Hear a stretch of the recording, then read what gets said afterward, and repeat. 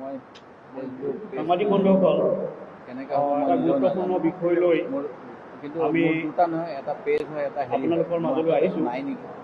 আমাৰ এইটো মোৰ এনেই মাননীয় বিৰোধী দলৰ নেতা দেৱব্ৰত শইকীয়া ডাঙৰীয়াই সামগ্ৰিকভাৱে এইটো লোৱা সংবাদমেলখনত যিটো বিষয় তেখেতে উপস্থাপন কৰিব, মই মাত্ৰ আপোনালোকক অকণমান আৰম্ভণি কথাখিনি কৈ দিছোঁ যে অবৈধ বিত্তীয় লেনদেনৰ লগত বহু ৰাজনৈতিক নেতা জড়িত হৈ আছে।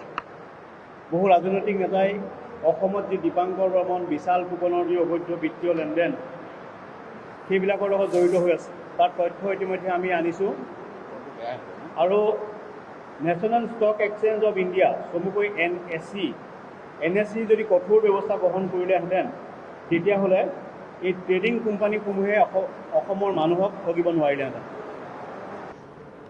অসমত যিটো অবৈধ বিত্তীয় কেলেংকাৰী বা বিত্তীয় লেনদেনৰ নামত ষ্টক ব্ৰকাৰ্ছৰ নামত যিটো ব্যৱস্থা হৈছে, এইটো আচলতে এটা গুজৰাট মডেল।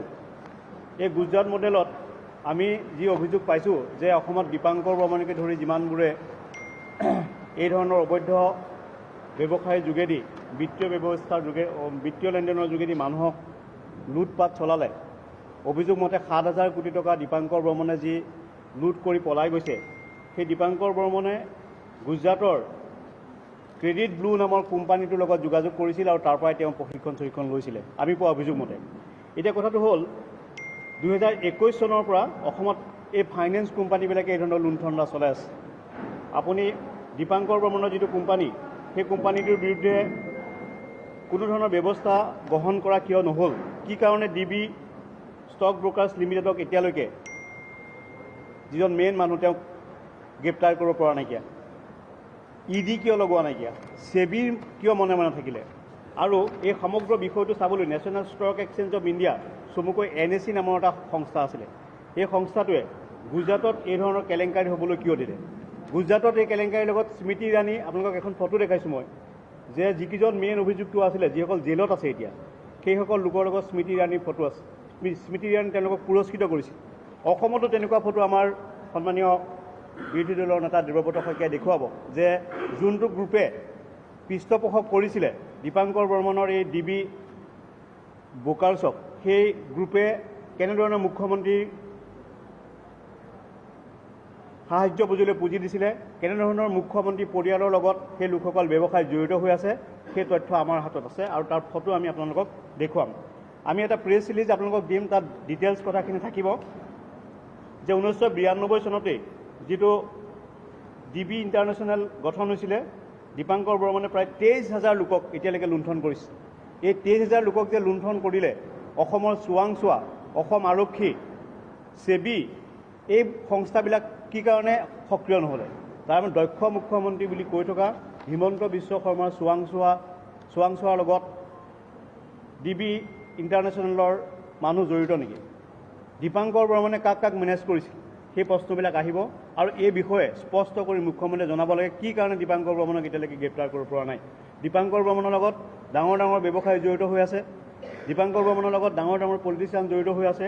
এই কথাবিলাক অত্যন্ত গুৰুত্বপূৰ্ণ আৰু অসমৰ ৰাইজক এনেধৰণৰ লুটপাট এতিয়াই নহয়, ইয়াৰ পূৰ্বে যেতিয়া এনেধৰণৰ অবৈধ বিত্তীয় ব্যৱসায় চলিছিলে 2013 চনত অসমৰ কংগ্ৰেছ চৰকাৰে সেই সময়ত এখন আইন আনিছিলে, সেই সন্দৰ্ভতো দেৱব্ৰত শইকীয়াই আপোনালোকক বিশ্লেষণ কৰিব। তাৰ পিছতো কিন্তু এইখন চৰকাৰে কেৱল মাত্ৰ লুটপাট চলাবলৈ দিলে আৰু মানুহৰ হাতত অৰ্থ ব্যৱস্থাটো ইমানেই এতিয়া বেয়া হৈ গৈছে, মানুহৰ হাতত পইচা নাই, গতিকে ইজি মানিৰ প্ৰতি গাঁৱৰ মানুহবিলাক ব্যস্ত হ'ব লগা হৈছে আৰু গাঁৱৰ বহু মানুহ এই ধৰণৰ নিবনুৱাসকলক লুটপাট কৰিলে দীপাংকৰ বৰ্মন এণ্ড কোম্পানী। এই সন্দৰ্ভত মই বিস্তৃতভাৱে ক'বৰ কাৰণে দেৱব্ৰত শইকীয়া ডাঙৰীয়াক আহ্বান জনাইছোঁ।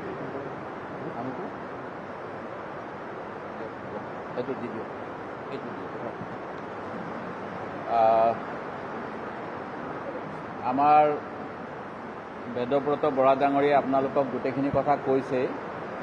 প্ৰকৃততে আমাৰ যিজন চকীদাৰ দেশৰ, তেখেতে কৈছে মে চকীদাৰ হওঁ বুলি কৈছিলে প্ৰধানমন্ত্ৰীয়ে, কিন্তু চকীদাৰ চোৰ হাই বুলি ক'বলৈ আকৌ এবাৰ আমাৰ কোনো দ্বিধা নাই, যিহেতু সেবি হ'ল গোটেই ভাৰতবৰ্ষৰ ষ্টক এক্সচেঞ্জৰ যিটো কণ্ট্ৰলিং, সেবিয়ে যিজন চেয়াৰমেন মাধৱী পুৰী বুজ তেখেতে নিজৰ কিছুমান কথা এপইণ্টমেণ্ট হোৱাৰ পিছত গোপন কৰি থৈছিল। এই কথাবিলাক ইতিমধ্যে ফাদিল হৈছে।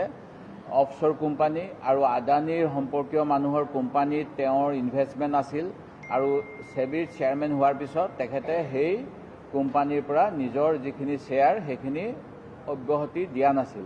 এটা সাধাৰণ উদাহৰণ, ষ্টেট বেংকৰ অলপমান শ্বেয়াৰ থকাৰ কাৰণে এটা সময়ত তাৰ আগৰ দামোদৰন ডাঙৰীয়াই নিজৰ শ্বেয়াৰখিনি নাইকিয়া কৰি পেলাই যাতে কনফ্লিক্ট অফ ইণ্টাৰেষ্ট নহয় UTI বা অন্য সংস্থাত কাম কৰিছিল।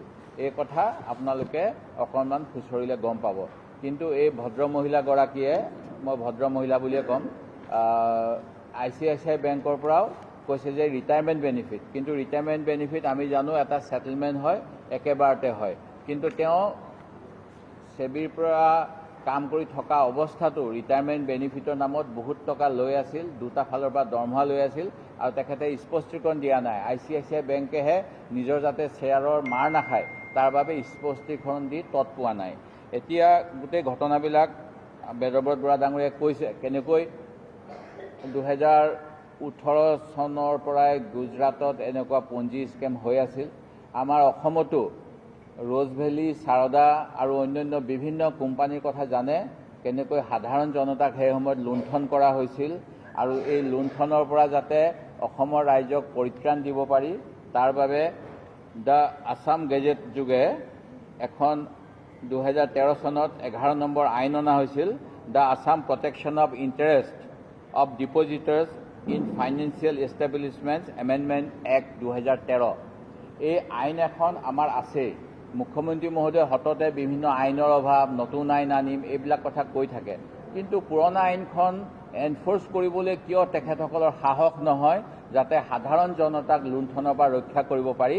এইটো অসম চৰকাৰ, DGP মহোদয় আৰু যিবিলাকে ট্ৰেড লাইচেঞ্চ দিব লাগে সেই ক্ষেত্ৰত গুৱাহাটীৰ ক্ষেত্ৰত কিজানি GMCA আৰু GMDA হ'ব পাৰে, ডিব্ৰুগড়ৰ ক্ষেত্ৰত ডিব্ৰুগড় মিউনিচিপালিটি হ'ব পাৰে, নলবাৰীৰ ক্ষেত্ৰত নলবাৰী মিউনিচিপালিটি ইত্যাদি।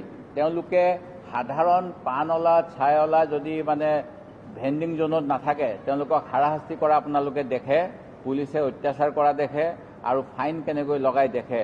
কিন্তু ইমান ডাঙৰকৈ AC ৰুম লগাই, অফিচ লগাই পেলাই যেতিয়া এনেকুৱা ধৰণৰ ইলিগেল কাম কৰি থাকে তেওঁলোকৰ হাত ভৰি কঁপে নে তেওঁলোকৰ যিসকলে আজি আৰক্ষী বা অসামৰিক প্ৰশাসনক ৰাজনৈতিক স্বাৰ্থত যি বৰ্তমানৰ শাসক দলে ব্যৱহাৰ কৰি আছে তাৰ প্ৰতি হিৰণত হৈ অসমৰ জনগণক লুণ্ঠন কৰিবলৈ এৰি দিছে, এইটো এটা ডাঙৰ প্ৰশ্ন।